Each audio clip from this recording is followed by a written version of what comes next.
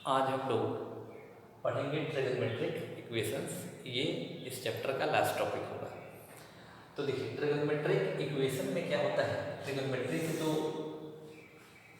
पता है क्या होता है, और यह इक्वेशन, ये इक्वेशन भी पता है।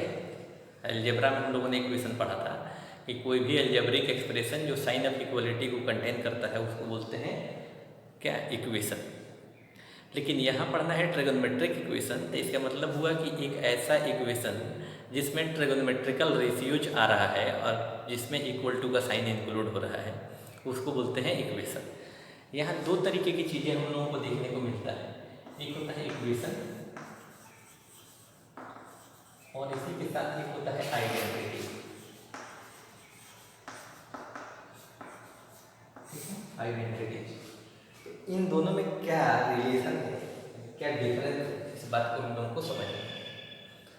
तो इक्वेशन में क्या होता है कि वेरिएबल की एक पार्टिकुलर वैल्यू के लिए सेटिस्फाई होता है।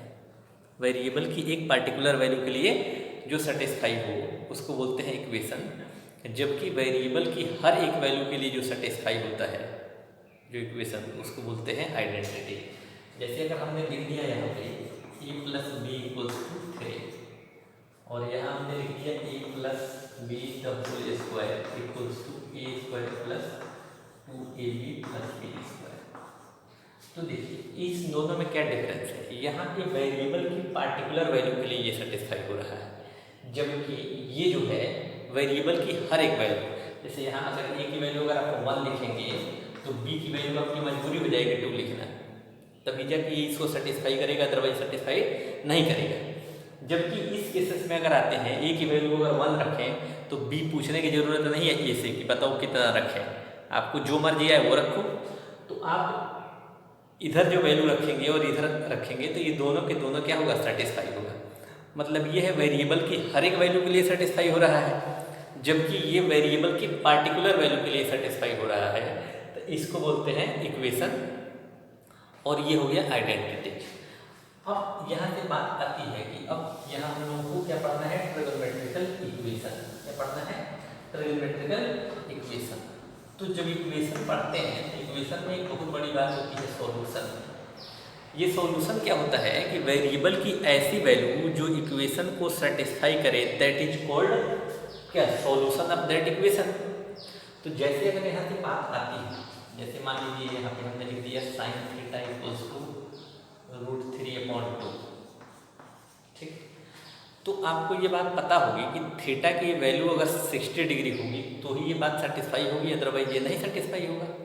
आ रहा है ना, अगर थीटा की वैल्यू को 45 कह रहा है तो उसके लिए सेटिस्फाई नहीं है। तो ये क्या है, इक्वेशन है कि आइडेंटिटी है।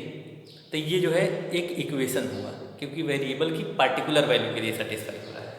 जबकि यहीं पे अगर हम लोग लिख दें sine square theta plus cos square theta equals to 1, तो ये क्या है, ये एक आइडेंटिटी है। यहाँ थीटा की हर एक वैल्यू के लिए सेटिस्फाई होगा।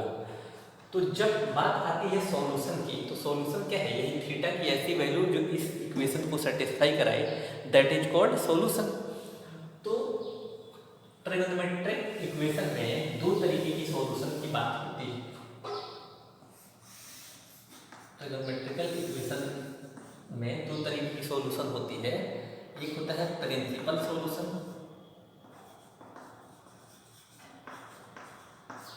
और एक होता है जनरल सॉल्यूशन।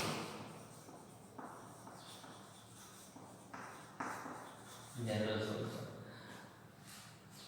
अब यहाँ बात आती है कि जैसे हम लोगों ने जैसा पढ़ा था कि ट्रिगोनोमेट्री में जो है वो एंगल जो है इनफाइनाइट होती है, इनफाइनाइट डिग्री तक हम बना सकते हैं।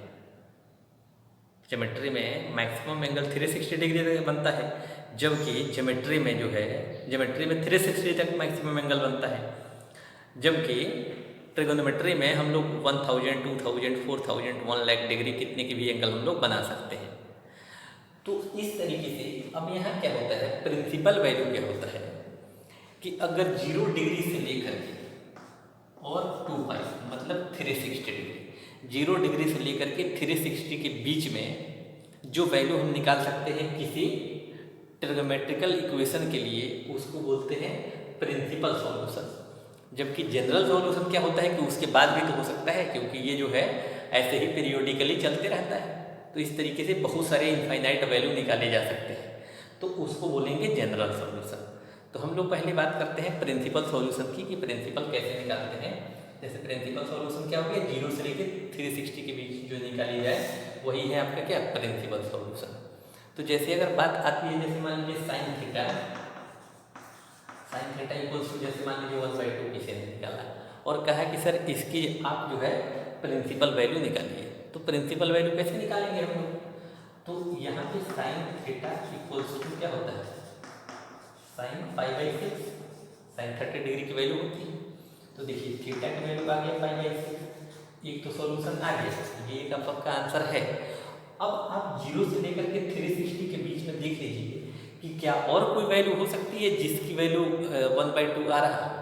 तो इसके लिए आपको ये देखना होगा कि देखिए पॉजिटिव वैल्यू है, तो पॉजिटिव है तो साइन को देखना होगा, साइन कौन कौन से क्वाड्रेंट में पॉजिटिव होता है। तो एक तो साइन फर्स्ट क्वाड्रेंट में पॉजिटिव होता है और सेकंड क्वाड्रेंट में पॉजिटिव होता है, बाद बाकी किसी में पॉजिटिव होता नहीं है। तो बाद बाकी क्वाड्रेंट में जाना सही नहीं रहेगा, वो कोई काम की चीज़ नहीं है। तो अब देखें कि क्या सेकंड क्वाड्रेंट में, जैसे 30 डिग्री निकला तो ये फर्स्ट क्वाड्रेंट में एक वैल्यू निकल गया। जब सेकंड क्वाड्रेंट में अगर हम पहुँचेंगे तो सेकंड क्वाड्रेंट में भी एक वैल्यू निकलना चाहिए। मतलब क्या निकलना चाहिए, इस साइन 60 को, मतलब π/6 को क्या हम ऐसे लिख सकते हैं, साइन 180 माइनस π/6 लिख ही सकते हैं, क्योंकि sine 180 minus theta equals to sine theta ही होता है। मतलब इसको अगर सॉल्व करेंगे तो साइन π/6 ही आएगी, तो साइन π/6 ही आ गया।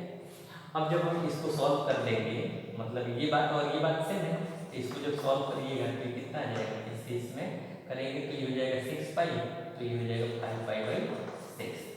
बात समझ आ रहा है। तो एक जो है यहाँ से, तो थीटा की दो वैल्यू आ गई, एक थीटा की वैल्यू ये आ गई और एक थीटा की वैल्यू ये आ गई। तो थीटा की दो वैल्यू आई इतना और 5/6। 5π/6 का मतलब क्या हो गया, क्योंकि 30 है तो 5 3 15, 150 डिग्री, 150 डिग्री, मतलब 30 डिग्री और 150 डिग्री की वैल्यू जो है वो 1/2 होता है। साइन थीटा की वैल्यू 1/2 होगा जब दो वैल्यू होगी तब, इस दो वैल्यू के लिए होता है। तो ये हो गया साइन के लिए ये प्रिंसिपल वैल्यू। ऐसे ही अलग अलग जो है ट्रिग्नोमेट्रिकल रेशियोज की अलग अलग जो है आपकी वैल्यू निकलेगी और प्रिंसिपल वैल्यू आपको निकलेगी। बस प्रिंसिपल और भी हो सकता है, ऐसा नहीं है कि आप यहीं पे कहानी रुक गई, और भी हो सकता है, लेकिन हमको यहीं रुकना है क्योंकि 0 और 360 के बीच में निकलना है। 0 और 360 के बीच में जो है यही दो वैल्यू निकलेगी साइन के लिए, जो कि 1/2 दे सकता है। तो ये साइन के लिए हो गया प्रिंसिपल वैल्यू। तो इस तरीके से हम निकालते हैं प्रिंसिपल वैल्यू। अगली क्लास में हम लोग करेंगे जनरल वैल्यू की बात। तो आप लोग जो है इसको समझ लीजिएगा, क्वेश्चन इस पर लगाइएगा, प्रैक्टिस करिएगा।